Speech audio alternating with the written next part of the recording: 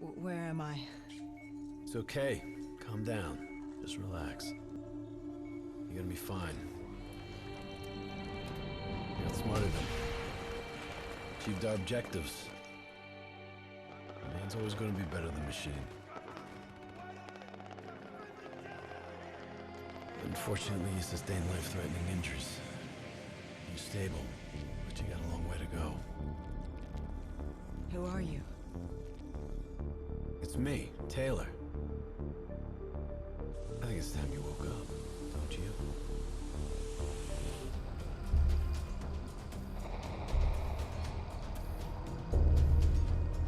What's up everyone, Darcblade here with my video review of Call of Duty Black Ops 3.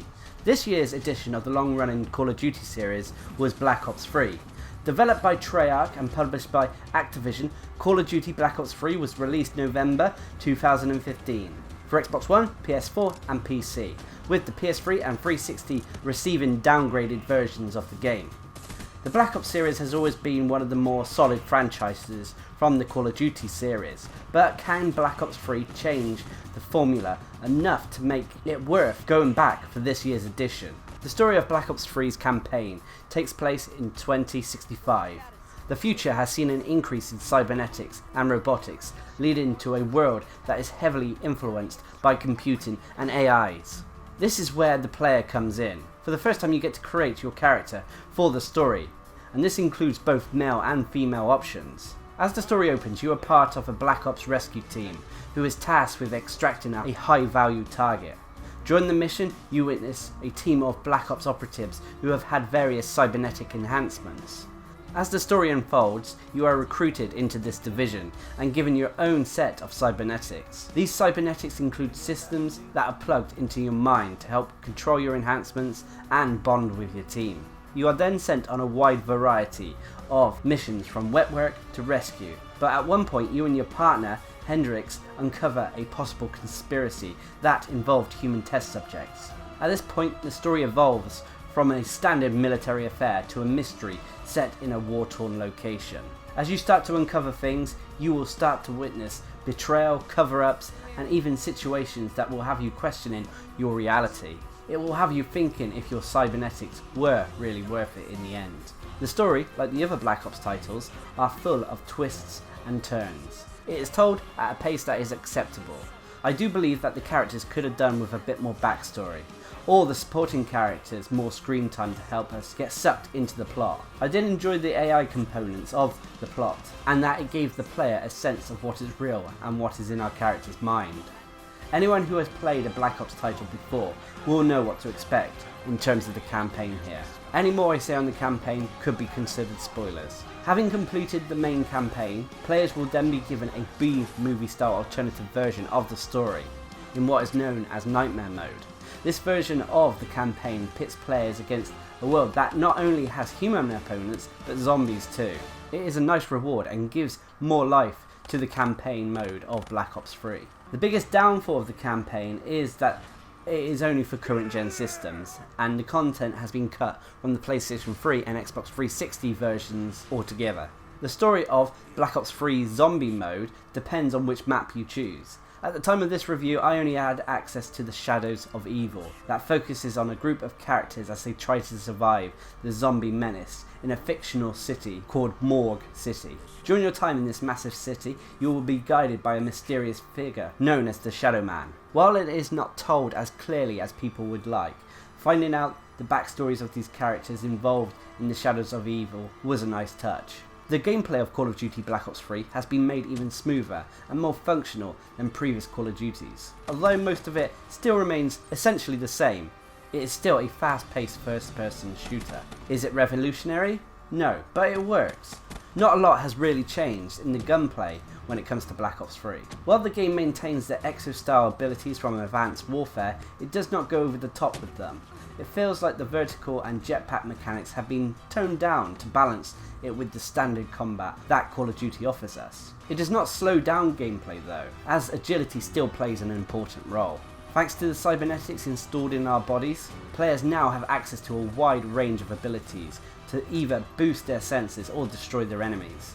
This applies to the campaign and multiplayer, but not the zombie mode. During the campaign, you can customize your loadout with cybernetic abilities you would like. Selecting them works almost like a talent tree that you would find in an RPG. You are also able to bring into battle whatever loadout weapon you wish. This gives you many options when it comes to the campaign. The battle zones of the campaign seem to have been extended. Not fully open, but wider, allowing you to flank foes or take different routes to your goal. The enemies have also had a bit more thought put into them, and some of the robotics you come across almost have boss-like mechanics you would find in other games. Also introduced is the realistic difficulty, a one-hit kill mode that will have players pulling their hair out. In the multiplayer portion of the game, you have now access to specialists. These pre-made characters come with 2 abilities that you have to choose from, and that have been influenced by other FPSs out there. These abilities are either buffs to you or give you extra firepower, normally in the form of some sort of unique weapon or attack. These abilities charge over time, so no matter how good or bad you are at the multiplayer, you'll get to use them at some point. In the multiplayer there are a whole host of modes to play, most returning from previous installments. There is a new mode, Safeguard, where you have to escort a robot to a designated position, while the opposition tries to defend it. The mode's okay, but for me it felt like an annoying escort quest. The Pick 10 loadout returns when creating your multiplayer loadout. I personally though would have preferred the original Black Ops way of unlocking weapons, attachments and so on. Score streaks return, but they do not feel as dominating as they have in other Call of Duty games. Players seem to be on the ball in Black Ops 3, with most score streaks being taken down with rockets or other means quite quickly. In Zombies, the formula remains much the same, although this time you have more of everything. More buffs to chug down, more paths to open, more weapons to grab, and more ways to die. This is thanks to the introduction of Cthulhu-esque monsters you have to take on from time to time. Players can also utilise a strange mechanic, at least in the Shadows of Evil map, thanks to a buff that will allow you to transform into a beast. In this form you can rip apart zombies or help with objectives. The gameplay will appear similar to anyone who's played a Call of Duty game before.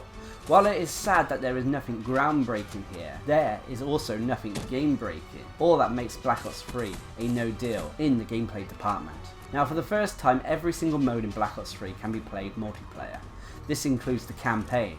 You are now able to take the story on with up to 4 players. This makes what would normally be the single player experience much more enjoyable and adds more life to the campaign. It also comes in handy when taking on the realistic difficulty.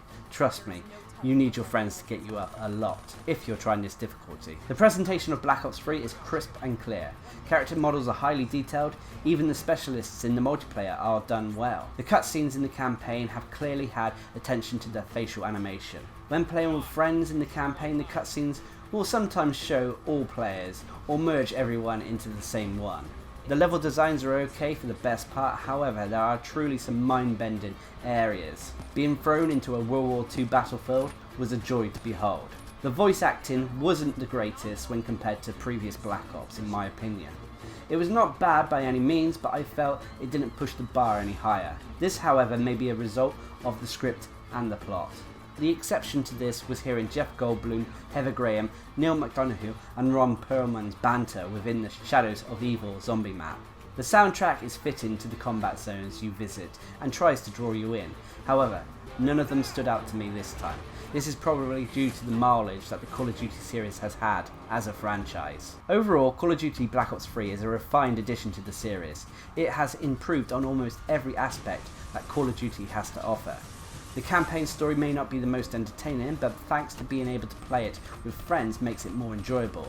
The addition of Nightmare mode also adds more fun to it. The multiplayer is as competitive as ever, and the addition of specialists adds even more character to what most people pick up Call of Duty for. Zombies is as challenging as ever, and while I was only able to experience the Shadows of Evil map, it was still enjoyable, albeit a bit stressful at times. You don't have to play Black Ops 3 with friends, as every mode can be tackled solo. This at the end of the day is subjective.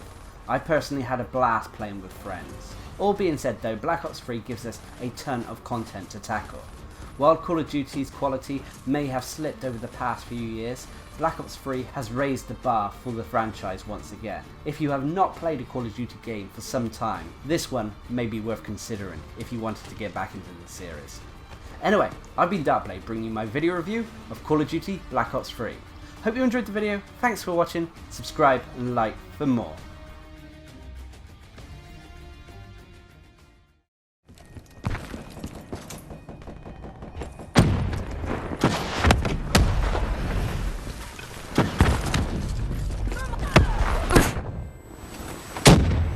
Friendly HCXD inbound. Thermite charge! Hostile forces have disabled our robot. Numag KIA.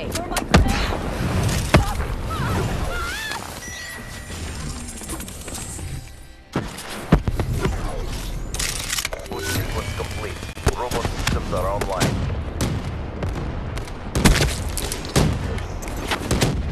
Splash damage.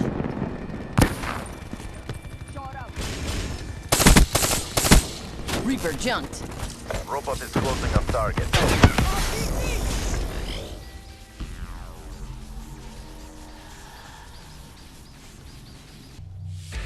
The CDP stands strong.